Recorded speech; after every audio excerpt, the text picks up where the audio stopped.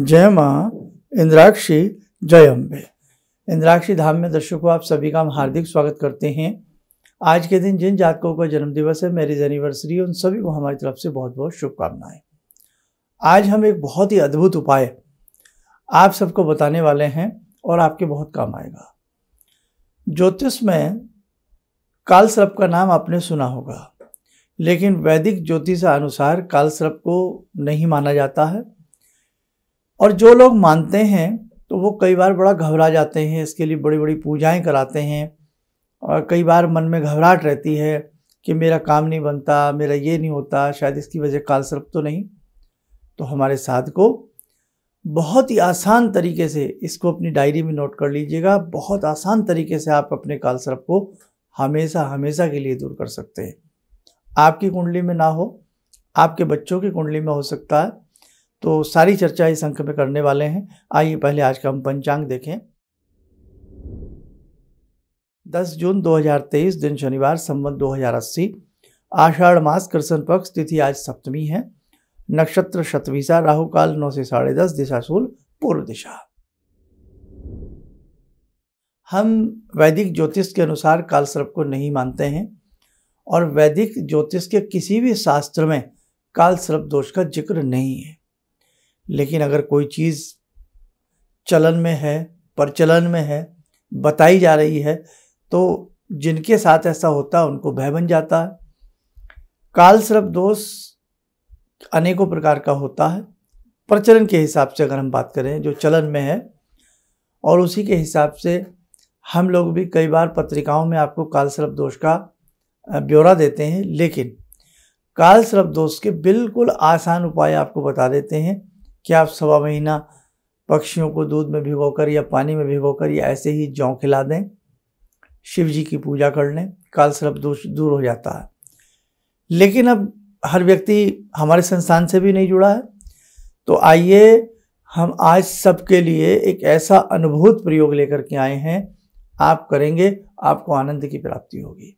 अब नोट करिए, 14 का दिन हो, जिसे हम चतुर्दशी कहते हैं, 14 का दिन हो, और दिन किसका हो? कृष्ण पक्ष का हो। एक होता है हमारे 15 दिन शुक्ल पक्ष के होते हैं, 15 दिन कृष्ण पक्ष के होते हैं। तो कृष्ण पक्ष का दिन हो, चतुर्दशी का दिन हो, दिन कोई भी हो, लेकिन तिथि 14 होनी चाहिए। तुलसी का गमला सबके घर में होती है, तुलसी माता। सुबह सुबह स्नान आदि करके हल्के से सफ़ेद कपड़े धारण करके, या जैसे महिलाएं हैं सफ़ेद कपड़ा भाई शादी के बाद नहीं पहनते हैं, तो हल्का फुल्का आपने क्या करना है, अपना जैसा आप वस्त्र पहनते हैं वैसा आप वस्त्र पहन लीजिए, और उसमें आपको क्या करना है, सिर्फ हल्का सा सफ़ेद रंग का तिलक आप अपनी हथेली के मध्य में, जहाँ राहु का वास होता है, ये सीधे हाथ की हथेली में आप सफ़ेद रंग का तिलक लगा लीजिए, सीधे हाथ की हथेली में। ठीक है, महिलाएं ऐसा कर लें, और पुरुष हों, बच्चे हों, बड़े हों, वो सफ़ेद रंग का कोई भी हल्का फुल्का वस्त्र पहन जाए।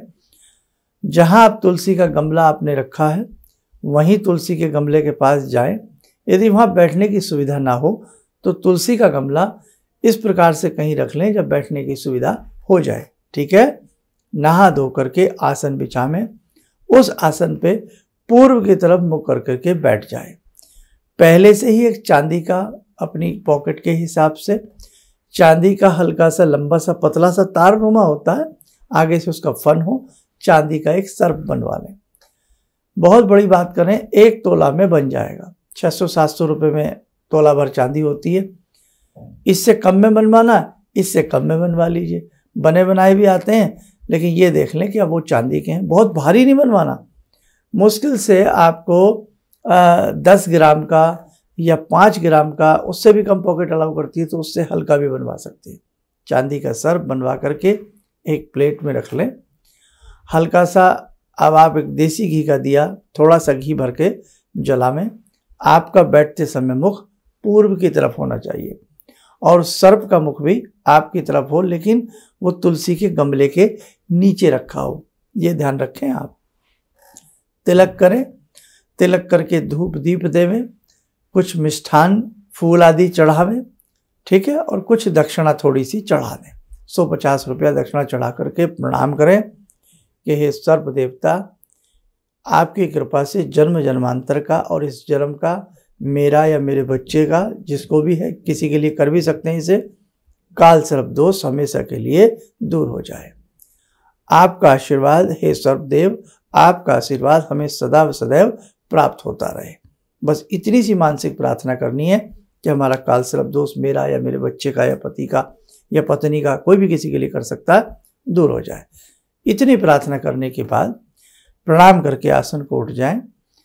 जब तक वो दिया जल रहा है उसे जलने दें, सर्प को वहीं रखा रहने दें। पहले से एक सफ़ेद कपड़ा थोड़ा सा रखें और जब दिया शांत हो जाए, थोड़ा ही घी भरें, उसी हिसाब से व्यवस्था बना लें। दिया शांत हो जाए, सर्प को प्रणाम करके उठाएं, कपड़े में लपेटें, जो फूल चावल चढ़ा है वो भी सब रखें और 100 ग्राम बताशे, 100 ग्राम बताशे वो भी साथ में रख लें। और बहते हुए पानी में, ये ध्यान रखें, बहते हुए पानी में आपने इस सर्प को छोड़ देना है। सफ़ेद कपड़ा चाहे एक तरफ रख देना, बतासे थैलिया से निकाल कर पानी में प्रणाम करके छोड़ देने हैं और हल्का सा अपने साथ कोई जल ले जाए, उसका छींटा मार लें और जब प्रवाह करें तो भी यही कहें कि काल सर्प दोष की मुक्ति मुझे या जिसके लिए किया है हमेशा हमेशा के लिए हो जाए। आप करके देखिए। और वैसे भी हम नागों की पूजा, सर्प की पूजा हम अपने उसमें करते आए हैं, है ना। सर्प की पूजा अनेकों विधानों में होती है। और एक चीज़ आपको और बता दें, जब समुद्र मंथन हुआ उस वक्त भी सर्प का ही रस्सी बनाई गई और एक भाग देवताओं के हाथ में, एक भाग असुरों के हाथ में रहा, ये किसी से छिपा नहीं है। और सर्प की पूजा समय समय पर अनेक विधि विधानों में होती आई है। सर्प के बारे में और बहुत सारी ऐसी चीज़ें हैं जो आप जानते ही हैं, है ना। अब जैसे तक्षक नाग का आपने देखा हो, किस प्रकार से उनकी चर्चा, उनका प्रसंग आपने सुना हो। तो नाग और नागों की महिमा और नागों का पूजन ये प्राचीन काल से चला आ रहा है। यहाँ हम चांदी के सर्प की पूजा कर रहे हैं। भगवान शिव की पिंडी के ऊपर भी सर्प विराजमान रहते हैं। और ये भी कहावत है और सत्यता भी इसमें है, ऐसा नहीं है कि जहाँ तुलसी का वन होता है, तुलसी बहुत सारी होती हैं, वहाँ सर्प नहीं आते। इसीलिए तुलसी के गमले के नीचे इस सर्प की पूजा आपसे कराई गई है, तुलसी मैया की छांव के नीचे, ताकि काल सर्प की जो आपके ऊपर ये दोष है कह लें या योग कह लें, जो आपके ऊपर है, इसका हमेशा हमेशा के लिए आपका निवारण हो सके। तो मेरे साथ को बहुत छोटा सा प्रयोग है। तिथि का ध्यान रखना, पक्ष का ध्यान रखना, प्योर चांदी होनी चाहिए, चाहे वो आप 5 ग्राम में उसे बनवा लें, 4 ग्राम में उसे बनवा लें आप, ठीक है, वो आपकी अपनी इच्छा है। और लंबाई कितनी रखें उसकी, ये भी ऐसी सी बातें मन में आती है। आपकी जो उंगलियां हैं उनसे दुगनी लंबाई का आप ये बनवाना है। आपकी जो भी ये उंगलियां हैं वही सबकी छोटी बड़ी होती हैं, बस अपनी मध्यमा उंगली, बीच वाली उंगली, जो बीच वाली उंगली है ना मध्यमा, उसका डबल साइज आपने सर्प पर रखना और आगे से उसका मुख बनवा लीजिएगा। बहुत लोग तो ऐसे हैं, अष्ट नागों का रोज स्तोत्र पढ़ते हैं, नवनाग स्तोत्र रोज पढ़ते हैं, बहुत लोग ऐसे हैं।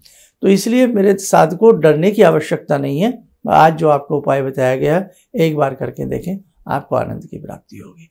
आइए, सर्प माला धारण करने वाले भगवान सदाशिव शंभु की हम 2 मिनट के लिए साधना करें।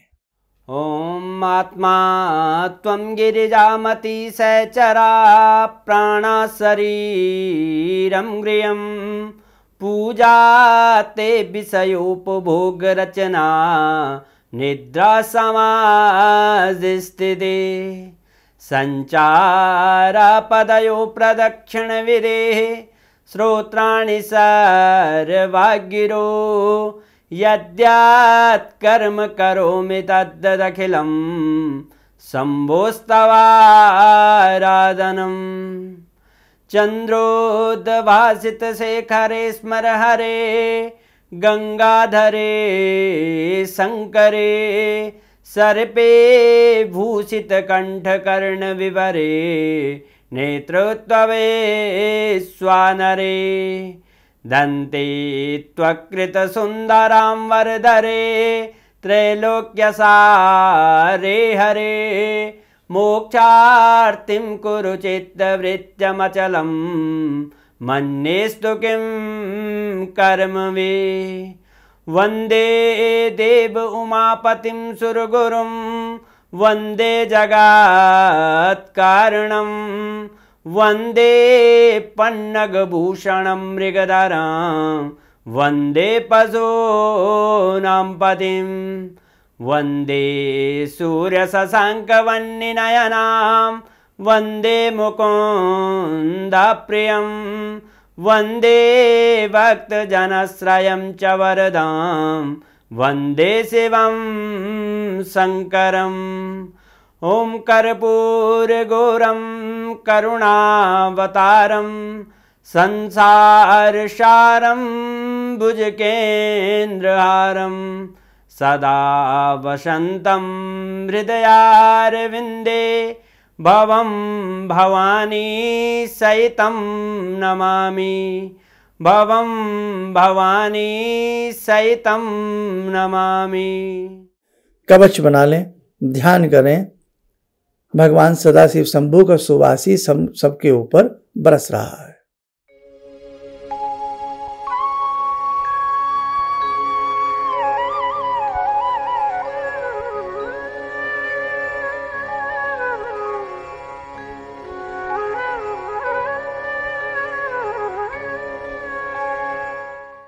ओम बोलते हुए नेत्र खोलें, सामान्य हो जाए। देखो साधकों, समय समय पर संस्थान की तरफ से भी विशेष पूजन कराए जाते हैं। हाल में ही 18 जून आने वाली है। 18 जून में अमावस्या की बेला है, अमावस्या है, और उस अमावस्या की बेला में गंगा का निकटतम तट है। वहाँ पर भगवान शिव का विशेष रुद्र पूजन, पार्थिव शिव का पूजन है। और पार्थिव शिव का पूजन करने से और ऐसी बेलाओं में, ऐसी संधियों में जन्म जन्मांतरों के पाप उतर जाते हैं, जन्म जन्मांतरों के कष्ट हमारे दूर होते हैं और ज्ञात अज्ञात पापों से हमें मुक्ति मिलती है। भगवान शिव का शुभ आशीष प्राप्त होता है और पार्थिव शिवलिंग की पूजा की महिमा शास्त्रों में अत्यधिक बताई गई है। इसलिए जो भी साधक इस महापूजन में हिस्सा ले रहे हैं, बहुत अच्छे मन से आए। कैसे कैसे आना है, क्या क्या लाना है, क्या एड्रेस है, वो सब करीब करीब सबको बता दिया गया है। कल परसों इसके ऊपर हमने एक पूरी वीडियो बनाई है, कृपया जिसने अब तक ना देखी हो वो देख ले। जिन लोगों ने अपने नाम नंबर लिखवाए हों, किसी के पास एड्रेस ना पहुंचा हो, तो वो कृपया एड्रेस संस्थान में फ़ोन करके प्राप्त कर सकता है। ठीक है, आप स्वस्थ रहें, सुखी रहें। इन्हीं शुभकामनाओं के साथ हम अपनी वाणी को विराम देते हैं। जय जय अम्बे। अब मेरा बेटा है जो चार्टर्ड अकाउंटेंट है अभी, तो वो क्या था, मेरी कोई बात नहीं मानता था। सालों तक मेरा उसका झगड़ा चलता रहा और मेरे जानकार लोग थे, उनसे मैं कहता था भाई मैं इससे हार जाता हूँ, क्योंकि मैं इसे कहता हूँ सुबह जल्दी उठा कर, ये कभी उठता नहीं। क्या हुआ कि मैं आपसे मिला आकर, कुछ आपने उसके लिए भी उपाय बताए, जो सारे उपाय मैं ही कर रहा हूँ। और आपको सुनकर बड़ी हैरानी होगी इस बात की कि जिस बच्चे को मैं कभी पूजा के लिए कहता था कि हनुमान चालीसा करो, तुम ये करो, वो करो, वो कुछ नहीं करता था। आज मैं बड़ा हैरान हूँ कि सोमवार के दिन वो उठता है, खुद ही जो है वो मेरे घर में बेल का पेड़ भी लगा है, बेल के पत्ते तोड़ता है और उनके 11 सेट बनाता है। कहाँ से उसने लिया मुझे पता नहीं। और भगवान शंकर पर जाकर जल चढ़ाता है, उन पर राम राम लिखता है। और ये सब जो मैं ये समझ पाया हूँ कि जो मैं 2 महीने से आपका ये जो कर रहा हूँ मंत्र का जो है, तो मेरे ख्याल में इससे बड़ी उपलब्धि तो और कोई हो नहीं सकती। धन्यवाद। किसी भी समस्या के समाधान के लिए मिले प्रसिद्ध हस्तरेखा एवं वास्तु विशेषज्ञ प्रोफेसर धर्मेंद्र शर्मा जी से। नोट: शिविर में भाग लेने हेतु एवं व्यक्तिगत रूप से मिलने के लिए कॉल करने का समय सुबह 10 बजे से शाम 6 बजे तक। हमारे विभिन्न ज्ञानवर्धक कार्यक्रम देखने के लिए आप हमें अभी सब्सक्राइब करें, बेल आइकन को प्रेस करें ताकि आप देख सकें हमारा कार्यक्रम सबसे पहले। और अधिक जानकारी के लिए फेसबुक पेज को लाइक करना न भूलें।